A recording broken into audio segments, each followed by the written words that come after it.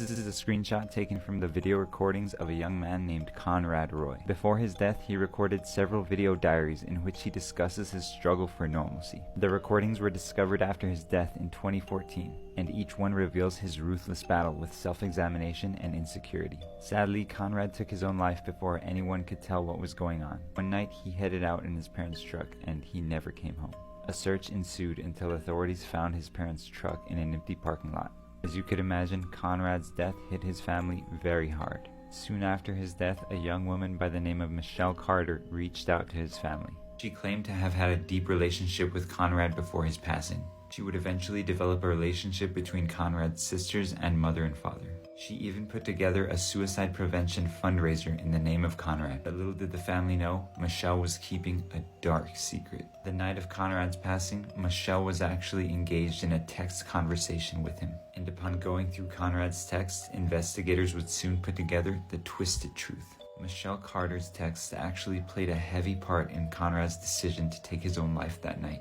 Not only did she try very hard to convince Conrad to take his own life, but during this, she was actually texting her friends. Things like, "Oh shit, Conrad's missing, they're looking for him right now." At that point, Conrad hadn't even left his house yet. While investigators had access to Conrad's texts, they ran into one problem. They weren't able to prove that the phone was actually being used by Michelle and not her mom. Because the phone was registered to her mom, they couldn't prove in court that she was actually the one sending the texts. Though Michelle would become very close to Conrad's family, her phony friendliness would be short-lived, because it was actually at this fundraiser where investigators were able to prove once and for all that the phone belonged to Michelle. What they did was they called her phone and they watched and recorded her picking it up. And what they found would only add to the sickening truth of the death of Conrad Roy. The woman in the red shirt is Michelle Carter. After her boyfriend Conrad committed suicide, investigators would discover that his death was far from ordinary. They confiscated Michelle's phone. They were able to read and see thousands of text messages between the two. Her relationship with Conrad grew from an innocent and angsty teen love into a twisted and manipulating back and forth. Once the full length of Michelle's involvement with Conrad's death became clear, they broke it to Conrad's family. The young lady who had befriended them after Conrad's death was not the kind and innocent friend they once believed she was. The massive thread of text revealed that Michelle went from trying to convince Conrad that his life was worth living to basically saying, "Fuck it, kill yourself." Told Conrad things like, "You always say you're going to, but you never follow through." She basically bullied him into feeling guilty about not taking his own life. And sadly, that continued until the fateful night of Conrad's death. The night of Conrad's death, he was in communication with Michelle through text and phone call. When the case went to court, Michelle was convicted basically for one reason. Conrad took his own life by poisoning himself with carbon monoxide. While he was doing this, he was both talking to Michelle on the phone and texting her. There was a point where Conrad got out of the truck, scared and hopeless, probably looking for his long-lost friend Michelle to both comfort him and talk some sense into him. But Michelle Carter was far from that friend. Her response was, "What are you doing? Get back in the truck." And because of that, the judge deemed it so that she was indeed responsible for coercing Conrad that night. The saddest part about this story is Michelle was convicted for involuntary manslaughter, sentenced to only 15 months in prison, 11 of which she served. Michelle Carter is a free woman. To anyone dealing with suicidal thoughts or tendencies, you are not alone.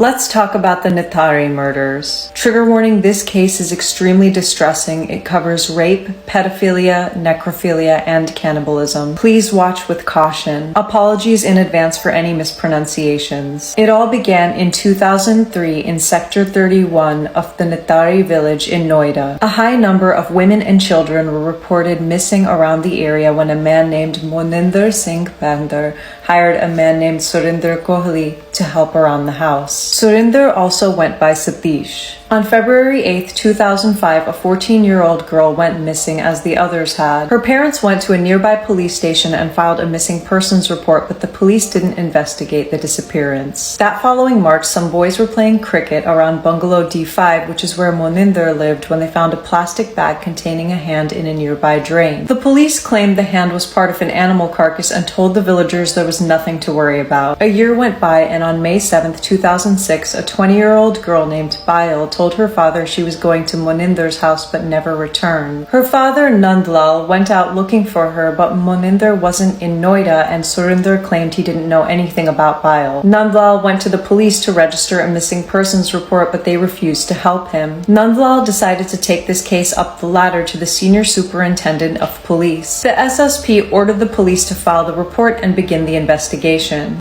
They found that Bail's phone was still being used and traced its location. After looking into the call log, they found that Surinder had called her a day before she disappeared, so they arrested him. Unfortunately, there was no evidence tying Surinder to the crime, so he was released. Nandlal wasn't satisfied with the result since it was clear that Surinder had something to do with Bail's disappearance, so he went to court on October 7, 2006. The court ordered the police to investigate the case, so they went back to bungalow D5 where they found plastic bags filled with skeletons in the drain behind the house. In December 2006, two residents named Jabbu and Bapu Lal claimed they knew where the remains of children who had gone missing over the last few years were. They said the bodies were in the municipal drain behind house D5. The drain hadn't been cleaned in the past several months, and the men claimed that there were rumors that remains were found scattered around the water tank. Jabbu's 10-year-old daughter Jyoti and Bapu's 8-year-old daughter Rachna had both gone missing earlier in the year. They said they suspected Surinder's involvement. Since the police weren't helping, they contacted the former president of the Resident Welfare Association, who helped them search the tank drain. There, Jabbu found a decomposed hand and contacted the police. By the time the police arrived, they had excavated 3 partial skeletons from the drain. The residents of the sector alleged that the police were corrupt and paid to conceal information. The police claimed the families were lying, saying that the kids weren't actually minors but adults who left their family homes after fighting with their parents.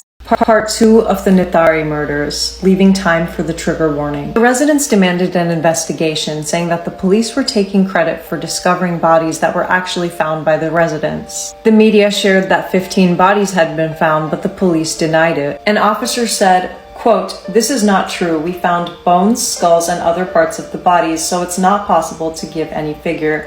We can identify only through DNA tests the true identity of the missing and murdered children." The police then sealed up the home, refusing to let the media near the crime scene. They used digital surveillance to find the man who sold Bail's phone, which was still in use despite her SIM card being inactive. The man confirmed that the phone was from Moninder's house. On December 26, 2006, Moninder was taken into custody and Surinder was taken into custody the next day. Surinder confessed and the police began excavating the land near the home, discovering many children's bodies. On December 31st, 2 of the unhelpful police officers were suspended. On January 1st, 2007, the magistrate granted police custody of Moninder and Surinder until January 10th. The Chandigarh police then raided Moninder's second home in Sector 27, Chandigarh. They interrogated his wife and son for an hour. Searches were conducted near his farmhouse and recent cases of child kidnapping in Chandigarh were reopened, but nothing was found. The next day, 15 of the 17 skeletons that were found were identified. 10 of them were identified by Surinder when he was shown photographs of the missing children. 5 others were identified by family members who were shown belongings that were found at the crime scene. Bail's sandals, clothes, and other belongings were also found. The torsos of the bodies were initially missing, so the police looked into organ trafficking as a possible motive, but the torsos were found later, so this was ruled out. Public outrage grew, and the Uttar Pradesh government handed the case over to the CBI on January 11, 2007. The CBI wasn't able to find evidence against Surinder during his 60 days in police custody. They applied to the magistrate to have Surinder's confession recorded. On February 27th, Surinder said he was willing to confess and it was recorded by a magistrate. Surinder confessed that he lured the children to the home under false pretenses, claiming he'd give them jobs around the house. He invited 9 girls, 2 boys, and 5 women into the house. There, he brutally murdered them, strangling them between the hours of 9 a.m. to 4 p.m. After every murder, he'd take the bodies upstairs to the bathroom where he'd rape them. He'd then chop the bodies up with, according to the post-mortem reports, butcher-like precision. After chopping them up into smaller parts, he'd cook the meat of his victims for dinner. After this, he'd clean up the bathroom and the drawing room and discard the remains in the drain behind D5. Surinder also mentioned the presence of 4 other workers in the home, 2 drivers, a gardener, and another domestic helper. For some reason, none of them were interrogated or tried as witnesses during Surinder's trials. Part 3 of the Nithari murders. It was also odd that the drain behind the house wasn't deep, but no one complained about the smell of the decomposing bodies. Moninder claimed he didn't have any idea that Surinder was doing this on his property. The police said there were at least 31 child victims, and Surinder's youngest victim was only 5 years old. The CBI said Moninder was in the clear in connection with these murders. However, on February 12, 2009, a court in Ghaziabad found Moninder and Surinder both guilty of murdering a 14-year-old girl named Rimpa Haldar on February 8, 2005. On February 13th, they were both given the death sentence. On September 10, 2009, the Allahabad High Court acquitted Moninder and overturned his death sentence. He wasn't named a main suspect by investigators initially.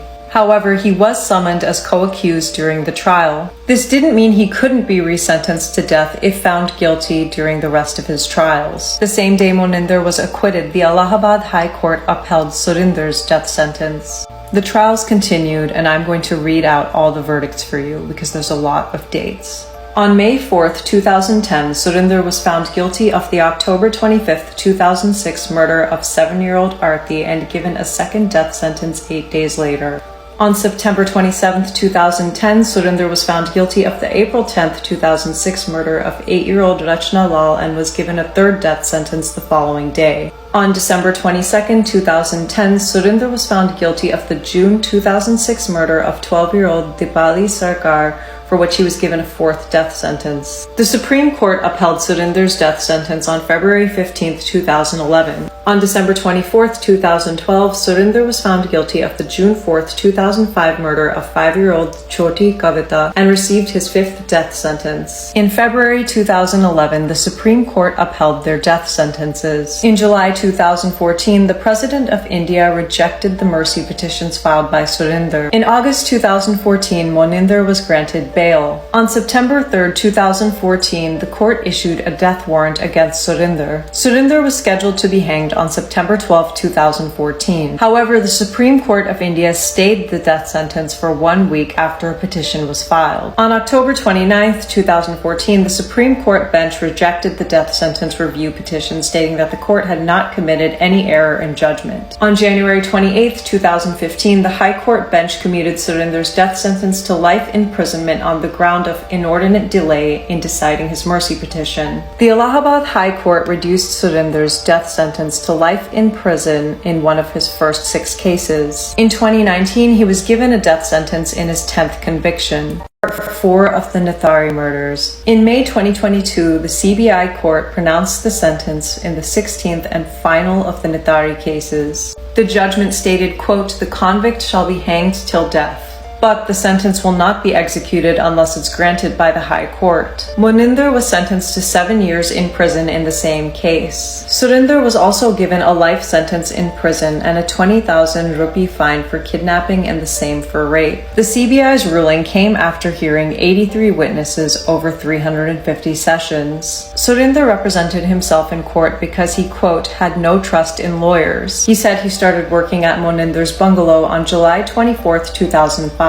He said, quote, "I would take care of the plants in his garden. I have not committed the murders. The police and the CBI had forced me to confess to the crimes then." Surinder failed to produce any witnesses to support this claim. Moninder said he wasn't at his Noida property when these murders were reported. Surinder said he would approach the Allahabad High Court against the ruling, saying, quote, "The government had given me a lawyer, but he did not fight the case properly.